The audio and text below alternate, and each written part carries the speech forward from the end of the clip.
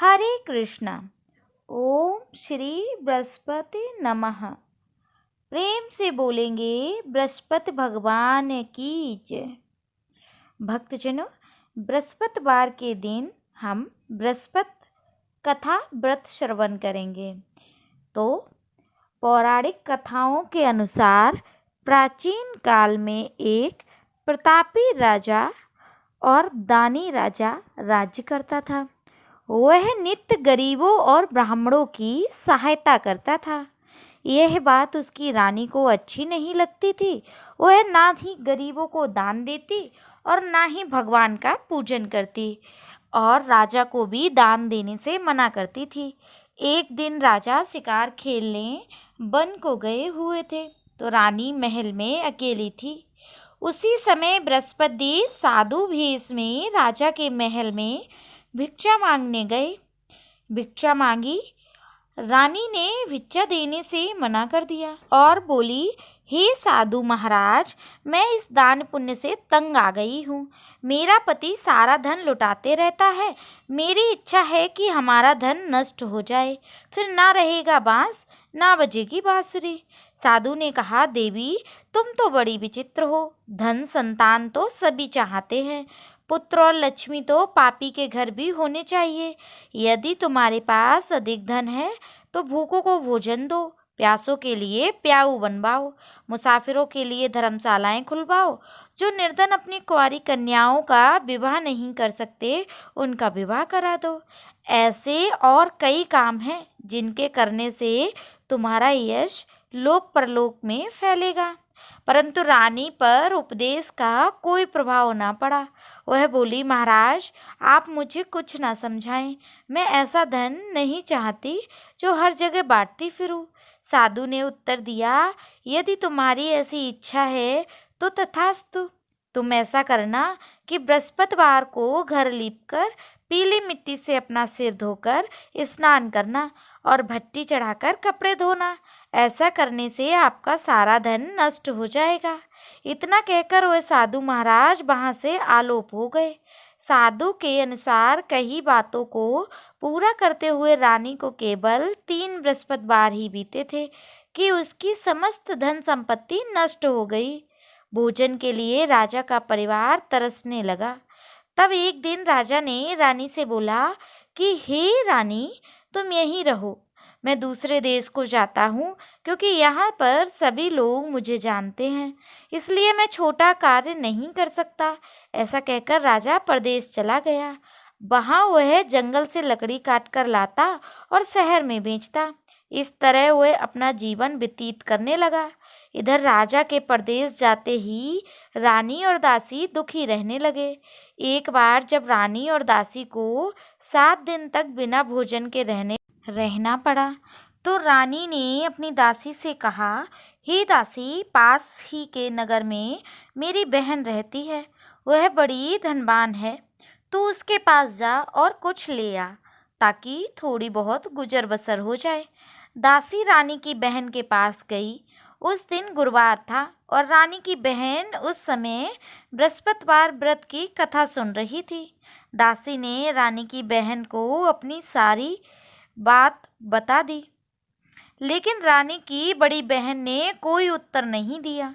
जब दासी को रानी की बहन से कोई उत्तर नहीं मिला तो वह बहुत दुखी हुई और उसे क्रोध भी आया। दासी ने वापस आकर रानी को सारी बात बता दी। सुनकर रानी ने अपने भाग्य को कोसा। उधर रानी की बहन ने सोचा कि मेरी बहन की दासी आई थी, परंतु मैं उससे नहीं बोली, इससे वह बहुत दुखी हुई होगी। कथा सुनकर और पूजन समाप्त करके वह अपनी बहन के घर आई और कहने लगी, हे बहन, मैं बृहस्पतिवार का व्रत कर रही थी। तुम्हारी दासी मेरे घर आई थी, परंतु जब तक कथा होती है तब तक ना तो उठते हैं और ना ही बोलते हैं, इसलिए मैं नहीं बोली। कहो दासी क्यों गई थी? रानी बोली, बहन तुमसे क्या छिपाऊं, हमारे घर में खाने तक को अनाज नहीं था। ऐसा कहते कहते रानी की आंखें भर आईं। उसने दासी समेत पिछले 7 दिनों से भूखे रहने की बात विस्तार पूर्वक अपनी बहन को सुना दी। रानी की बहन बोली, देखो बहन, भगवान बृहस्पति देव सबकी मनोकामना पूर्ण करते हैं। देखो, शायद तुम्हारे घर में अनाज रखा हो। पहले तो रानी को विश्वास नहीं हुआ, पर बहन के आग्रह करने पर उसने अपनी दासी को अंदर भेजा तो उसे सचमुच अनाज का भरा एक घड़ा मिला। यह देख रानी को बड़ी हैरानी हुई। दासी रानी से कहने लगी, हे रानी, जब हमको भोजन नहीं मिलता तो हम व्रत ही तो करते हैं, इसलिए क्यों ना इनसे व्रत और कथा की विधि पूछ ली जाए ताकि हम भी व्रत कर सकें। तब रानी ने अपनी बहन से बृहस्पतिवार व्रत के बारे में पूछा। उसकी बहन ने बताया, बृहस्पतिवार के दिन व्रत में चने की दाल और मुनक्का से विष्णु भगवान का केले की जड़ में पूजन करें तथा दीपक जलाएं, व्रत कथा सुने और पीला भोजन करें। इससे बृहस्पति देव प्रसन्न होते हैं। व्रत और पूजन विधि बताकर रानी की बहन अपने घर को लौट गई। 7 दिन बाद जब गुरुवार आया तो रानी और दासी ने व्रत रखा। गुड़साल में जाकर चना और गुड़ लेकर आई। फिर उससे केले की जड़ तथा भगवान विष्णु का पूजन किया। अब पीला भोजन कहाँ से आए? तब इस बात को लेकर दोनों बहुत दुखी थे। चूंकि उन्होंने व्रत रखा था, इसलिए बृहस्पति देव उनसे प्रसन्न थे। इसलिए वे एक साधारण व्यक्ति का रूप धारण कर 2 थालों में सुंदर पीला भोजन दासी को दे गए। भोजन पाकर दासी प्रसन्न हुई और फिर रानी के साथ मिलकर भोजन ग्रहण किया। उसके बाद वे सभी गुरुवार को व्रत और पूजन करने लगी। बृहस्पति भगवान की कृपा से उनके पास फिर से धन संपत्ति आ गई, परंतु रानी फिर से पहले की तरह आलस्य करने लगी। तब दासी बोली, देखो रानी, तुम पहले इस प्रकार आलस्य करती थी, तुम्हें धन रखने में कष्ट होता था, इस कारण सभी धन नष्ट हो गया। अब जब भगवान बृहस्पति की कृपा से धन मिला है तो तुम्हें फिर से आलस्य हो रहा है। रानी को समझाते हुए दासी कहती है कि बड़ी मुसीबतों से हमने ये धन पाया है, इसलिए हमें दान पुण्य करना चाहिए, भूखे मनुष्यों को भोजन कराना चाहिए और धन को शुभ कार्यों में खर्च करना चाहिए, जिससे तुम्हारे कुल का यश बढ़ेगा, स्वर्ग की प्राप्ति होगी और पितृ प्रसन्न होंगे। दासी की बात मानकर रानी अपना धन शुभ कार्यों में खर्च करने लगी, जिससे पूरे नगर में उसका यश फैलने लगा। बृहस्पतिवार व्रत कथा के बाद श्रद्धा के साथ आरती की जानी चाहिए। इसके बाद प्रसाद बांटकर उसे ग्रहण करना चाहिए। एक दिन राजा दुखी होकर जंगल में पेड़ के नीचे आसन जमाकर बैठ गया। वह अपनी दशा को याद करके व्याकुल होने लगा। तब बृहस्पति का दिन था। एक बार उसने देखा कि निर्जन वन में एक साधु प्रकट हुए। वह साधु भेष में स्वयं बृहस्पति देवता थे। लकड़हारे के सामने आकर बोले, हे लकड़हारे, इस सुनसान जंगल में तू चिंतामग्न क्यों बैठा है? लकड़हारे ने दोनों हाथ जोड़कर प्रणाम किया और उत्तर दिया, महात्मा जी, आप सब कुछ जानते हैं, मैं क्या कहूँ? यह कहकर रोने लगा और साधु को अपनी आत्मकथा सुनाई। महात्मा जी ने कहा, तुम्हारी स्त्री ने बृहस्पति के दिन भगवान बृहस्पति का निरादर किया है, जिसके कारण रुष्ट होकर उन्होंने तुम्हारी यह दशा कर दी। अब तो चिंता को दूर करके मेरे कहने पर चलो, तो तुम्हारे सब कष्ट दूर हो जाएंगे और भगवान पहले से भी अधिक धन संपत्ति देंगे। तुम बृहस्पति के दिन कथा किया करो। 2 पैसे के चने मुनक्का लाकर उसका प्रसाद बनाओ और शुद्ध जल से लोटे में शक्कर मिलाकर अमृत तैयार करो। कथा के पश्चात अपने सारे परिवार और सुनने वाले प्रेमियों में अमृत व प्रसाद बांटकर आप ग्रहण करो। ऐसा करने से भगवान तुम्हारी सभी मनोकामनाएं पूरी करेंगे। साधु के ऐसे वचन सुनकर लकड़हारा बोला, हे प्रभु, मुझे लकड़ी बेचकर इतना पैसा नहीं मिलता जिससे भोजन के उपरांत कुछ बचा सकूं। मैंने रात्रि में अपनी स्त्री को व्याकुल देखा है। मेरे पास कुछ भी नहीं है जिससे मैं उसकी खबर मंगा सकूं। साधु ने कहा, हे लकड़हारे, तुम किसी बात की चिंता मत करो।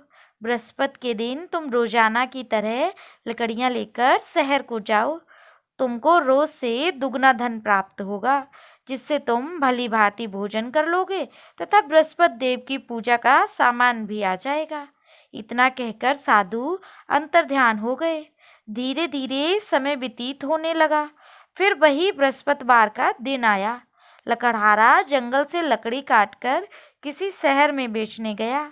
उसे उस दिन और अधिक पैसा मिला। राजा ने चना गुड़ आदि लाकर गुरुवार का व्रत किया। उस दिन से उसके सभी क्लेश दूर हुए।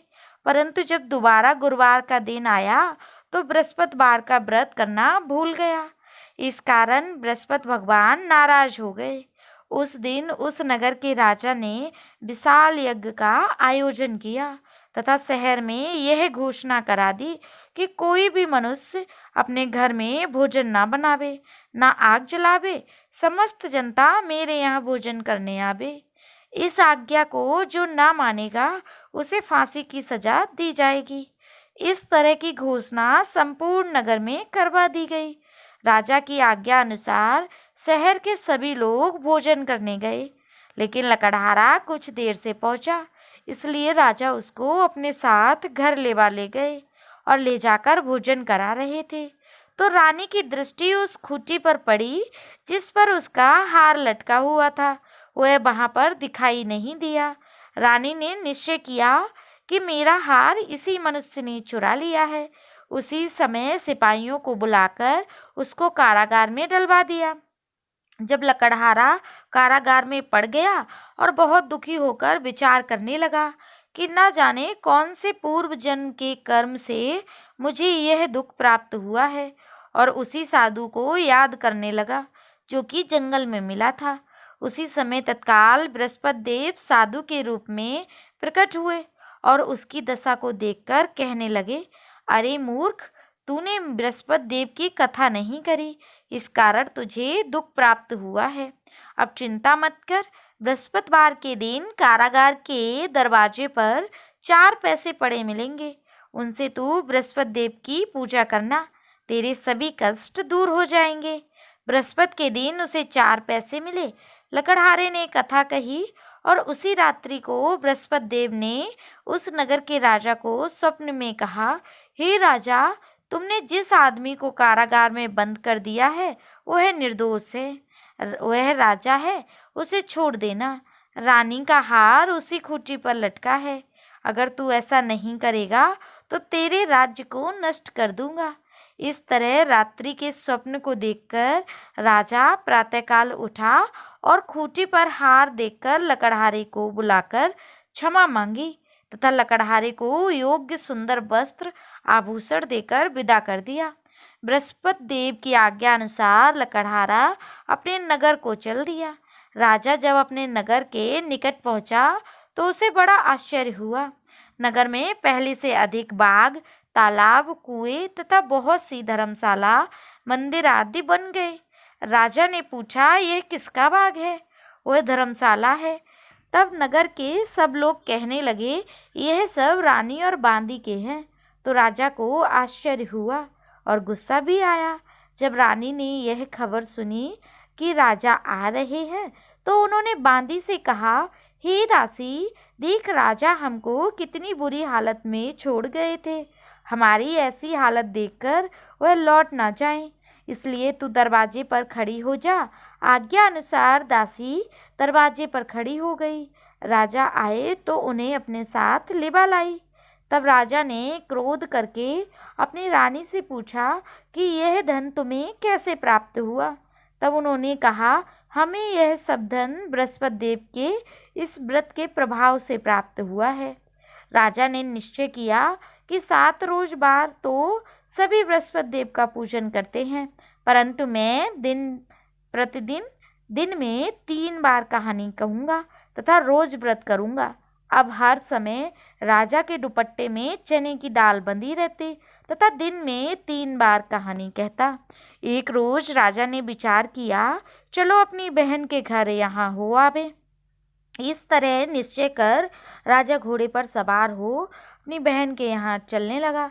मार्ग में उसने देखा कि कुछ आदमी एक मुर्दे को लिए जा रहे हैं। उन्हें रोककर राजा कहने लगा, अरे भाइयों, मेरी बृहस्पति देव की कथा सुन लो। वे बोले, लो, हमारा तो आदमी मर गया, इसको अपनी कथा की पड़ी है। परंतु कुछ आदमी बोले, अच्छा कहो, हम तुम्हारी कथा भी सुनेंगे। राजा ने दाल निकाली और जब कथा आधी हुई कि मुर्दा हिलने लगा, और जब कथा समाप्त हुई तो राम राम करके मनुष्य खड़ा हो गया। आगे मार्ग में उसे एक किसान खेत पर हल चलाता हुआ मिला।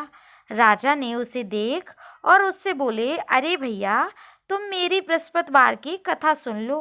किसान बोला, जब तक मैं तुम्हारी कथा सुनूंगा तब तक 4 हरैया खेत जोत लूंगा, जब अपनी कथा किसी और को सुनाना। इस तरह राजा आगे चलने लगा। राजा के हटते ही बैल पछाड़ खाकर गिर गए तथा किसान के पेट में बड़ी जोर से दर्द होने लगा। उस समय उसकी माँ रोटी लेकर आई। उसने जब यह देखा तो उसने पुत्र से सब हाल पूछा और बेटे ने सभी हाल कह दिया। तो बुढ़िया दौड़ी दौड़ी उस घुड़सवार के पास आई और उससे बोली कि मैं तेरी कथा सुनूंगी, तू अपनी कथा मेरे खेत पर चलकर ही कहना। राजा ने बुढ़िया के खेत पर जाकर कथा कही, जिससे सुनते ही बैल उठ खड़े हुए तथा किसान के पेट का दर्द भी बंद हो गया। उसने जब यह देखा, राजा फिर अपनी बहन के घर पहुंचा। बहन ने भाई की खूब मेहमानी की। दूसरे रोज प्रातःकाल राजा जगा तो वह देखने लगा कि सब लोग भोजन कर रहे हैं। राजा ने अपनी बहन से कहा, हे बहन, कोई ऐसा मनुष्य है जिसने भोजन ना किया हो? मेरी बृहस्पतिवार की कथा सुन ले। बहन बोली, भैया, यहाँ सब ऐसे ही हैं, पहले भोजन करते, बाद में अन्य कार्य करते। अगर कोई पड़ोस में है तो चलो देख आती हूँ। वह ऐसा कहकर देखने चली गई, परंतु उसे ऐसा व्यक्ति नहीं मिला जिसने भोजन ना किया हो। अतः वह एक कुम्हार के घर गई जिसका लड़का बीमार था। उसे मालूम हुआ तो उसने कुम्हार से अपने भाई की कथा सुनने के लिए बोला। तो कुम्हार तैयार हो गया। राजा ने जाकर बृहस्पतिवार की कथा कही, जिसको सुनकर उसका लड़का ठीक हो गया। अब तो राजा की प्रशंसा होने लगी। एक रोज राजा ने अपनी बहन से कहा कि हे बहन, मैं अपने घर जाऊंगा, तुम भी तैयार हो जाओ। राजा की बहन ने अपनी सास से कहा। सास ने कहा, हाँ चली जा, परंतु अपने लड़कों को मत ले जाना, क्योंकि तेरे भाई के कोई औलाद नहीं है। बहन ने अपने भैया से कहा, हे भैया, मैं तो चली जाऊंगी, परंतु कोई बालक नहीं जाएगा। राजा बोला, जब कोई बालक नहीं चलेगा तो तुम ही क्या करोगी? बड़े दुखी मन से राजा अपने नगर को लौट आया। राजा ने अपनी रानी से कहा, हम निर्वंशी हैं, हमारा मुख देखने का धर्म नहीं है और कुछ भोजन आदि नहीं किया। रानी बोली, हे प्रभु, बृहस्पति देव ने हमें सब कुछ दिया है, वह हमें औलाद अवश्य देंगे। उसी रात को बृहस्पति देव ने राजा से स्वप्न में कहा, हे राजा, उठ, सभी सोच त्याग दे, तेरी रानी गर्भ से है। राजा की यह बात सुनकर वह बड़ी खुश हुई। 9वें महीने में उसके गर्भ से एक सुंदर पुत्र पैदा हुआ। तब राजा बोला, हे रानी, स्त्री बिना भोजन के रह सकती है, पर बिना कहे नहीं रह सकती। जब मेरी बहन आवे तो तुम उनसे कुछ मत कहना। रानी सुनकर हाँ कर दी।